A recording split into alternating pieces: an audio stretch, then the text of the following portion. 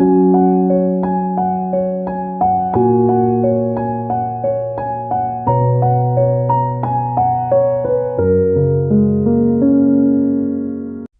we're going to spend some time together just reflecting on the message from our pastor this week. It was one of those messages that you think you understand on the surface, but then it just keeps unfolding. Exactly. We're not just trying to summarize it. The goal here is to really unpack how these truths can, actually start to transform our daily lives. And the whole message was built around this one really profound idea: the power of sowing thanksgiving. Right. It wasn't just about feeling grateful. It was about an action, a mechanism. A mechanism. That's a great word for it. He was really trying to get us to see Thanksgiving not as like a pleasant emotion that just happens to us, but as a deliberate, active seed that we have to choose to sow. Exactly. And to recognize that there's this established holy order to the universe, and our job is to participate in it actively. I think the reason it landed so powerfully right from the start was his focus on what he called the mystery of the obvious. Oh, that was brilliant. It started with the most basic observation. If you sow a vegetable seed, you get a vegetable. A flower seed gives you a flower. And we hear that and we think, yeah, of course, it's obvious. But that was his exact point. Yeah. The very fact that we can call that obvious, that we take that incredible predictability for granted. That's the mystery right there. We've totally overlooked the incredible blessing that makes it all work, this divine order that God set up and just keeps maintaining for us. It's so humbling when you think about that contrast he drew. You have scientists spending millions, billions of dollars searching the entire universe. And what are they looking for? Just one single condition for life on some distant planet. Little trace of air, a drop of water. And they'd be ecstatic to find just one of those things. It would be the discovery of a lifetime. And here we are, living on a planet where all the conditions for growth, for life, for abundance, they're just constantly reliably met. All the time. When we plant something, we don't just hope it grows. We expect it to grow. We expect a harvest. That expectation itself is the blessing we overlook. It's an act of faith in God's holy order. And we forget to even thank him for the promise that makes it all possible. So the principle, you reap what you sow, isn't a threat. It's a mechanism of blessing, just waiting for us to use it. Which is a perfect jump-off point, because he immediately shifted from those visible seeds like crops to the invisible ones we sow every single day. Right, this was the first big section. Thanksgiving as an invisible seed, and importantly, an intentional choice. The idea that we are always constantly sowing. Our lives are fields. Every day, the seeds of our words, our attitudes, our actions, even our patience or lack of it, love, forgiveness, kindness. Every single interaction is a planting moment. It's kind of a heavy thought, actually. It is. And his definition of Thanksgiving here was so important. It's not just saying, oh, I'm thankful. Right, it's not a polite phrase. No. He defined it as a deliberate, precious seed that we intentionally choose to sow, no matter what the emotional weather is like at that moment. And that leads right to what I think was a moment of realization for a lot of us in the room, that Thanksgiving is an action, not an emotion. Yes, 100%. He stressed that our feelings, joy, happiness, all those pleasant emotions, they're wonderful, but they come and go. They're passive. So if we just wait until we feel thankful to actually give thanks, we're letting our unreliable emotions run the whole show. Exactly. You've surrendered the spiritual discipline.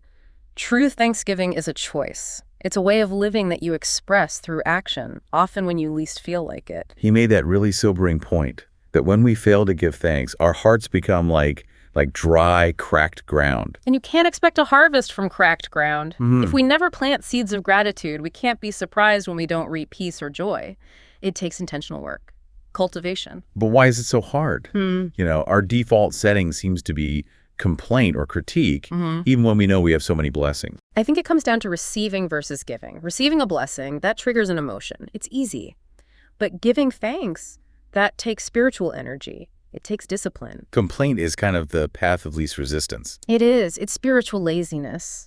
Sowing thanksgiving, especially when you're hurt or stressed, is a real act of faith. It's countercultural, even counterintuitive. To make that idea really hit home, he used that amazing analogy from the movie In Time. Oh, yeah, the one where time is the currency. It's a little dark, but it's such a vivid illustration. So in the movie, people buy everything. Coffee, rent, you name it.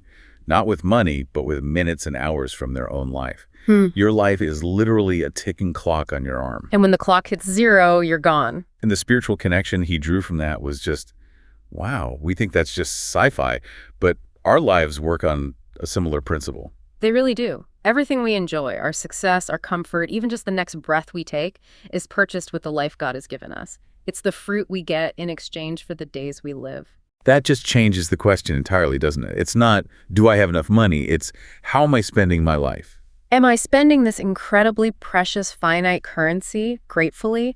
If we spend hours worrying or complaining in traffic or just, being negative, we are literally spending our life on barren ground. We're using up our time without planting anything that will give a return. That's the practical application right there. He pointed out how many chances for gratitude we just let slip by every day because we're so focused on what's next or what's missing. We overlook the obvious blessings again. Think about it. The sun came up this morning. Your body is working. You have a warm place to live. Every single one of those is a gift, in exchange for the life you're spending. And everyone is a chance to plant a seed. If we choose to be ungrateful in a moment, it's like we're saying, I don't appreciate the life I just used to purchase this experience. Thanksgiving is something you have to actively plant into the soil of your spent time. When you really see life as a currency, gratitude becomes active stewardship of the time God has loaned us.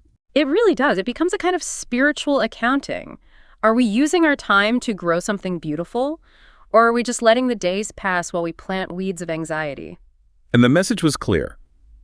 If you choose to sow gratitude in the small moments, for a warm smile, for the fact that your car started, you're making a choice that yields an eternal harvest. Which sets the stage perfectly for the next part of the message, moving from that internal choice to the external practice. Right. Making gratitude a habit, especially in our relationships. And this is where it gets really practical. He brought up Colossians chapter 3, those verses that command us to be thankful. It's not a suggestion. It's a command that dictates how our lives should actually look. Exactly. Gratitude has to become visible in how we talk, how we act, and in the health of our relationships. A thankful person, according to that passage, is someone who brings peace, who builds others up. They're constantly planting positive seeds in other people's lives, not just quietly receiving blessings for themselves. But then you get to that passage in 1 Thessalonians 5, and that's the real challenge. Oh yeah. Rejoice always. Pray without ceasing. Give thanks in all circumstances. That language, always, without ceasing, in all circumstances. It sounds, frankly, impossible for a human being. Right.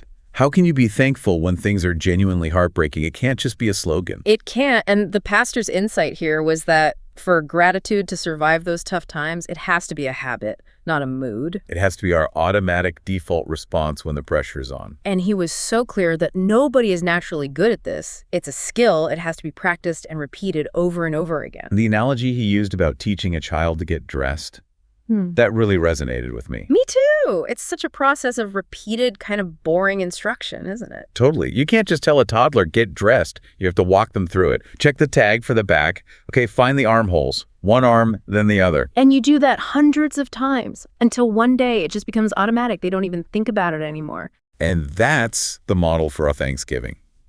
We have to repeatedly instruct our own hearts to look for the good, to say thank you out loud, even when we don't feel like it. At first it feels forced, a little unnatural.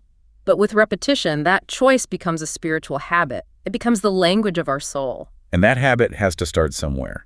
He made it very clear that the starting line is usually right at home. Yeah, this was the uncomfortable part, the place where we are most comfortable and, ironically, often the worst at sowing good seeds. We say we love our family more than anything, but so often what we're actually planting in that soil is nagging, irritation, complaints. Harsh words, or just, that silent criticism, that heavy atmosphere. The irony is just, it's staggering, isn't it? We save our best, most polite, most thankful behavior for total strangers. The person at the grocery store, the barista, people we'll probably never see again. We thank them for doing their job. And yet with the people who share our lives every single day, the ones who do hundreds of things for us, that's where we can be our sharpest, most ungrateful selves. Why do we save our spiritual weeds for the most precious soil we have? It's a question we all have to ask. I think it's because familiarity breeds expectation. We just expect our family to be there, to do their part. And when those expectations aren't met perfectly, we jump right to criticism instead of being grateful for the effort that was made. That's why the call to action for the home is so important. We have to deliberately learn to sow love and gratitude there. It's not about big, grand gestures. It's the small things. Thank you for making breakfast. Thank you for working so hard for our family. Thank you for driving the kids. Those little verbal seeds, they have to replace the seeds of critique. It's a sobering thought.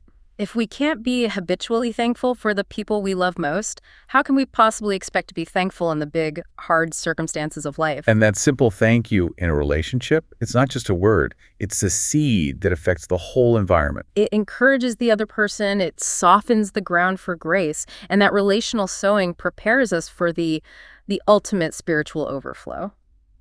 Which brings us to the third section. Okay, let's unpack this.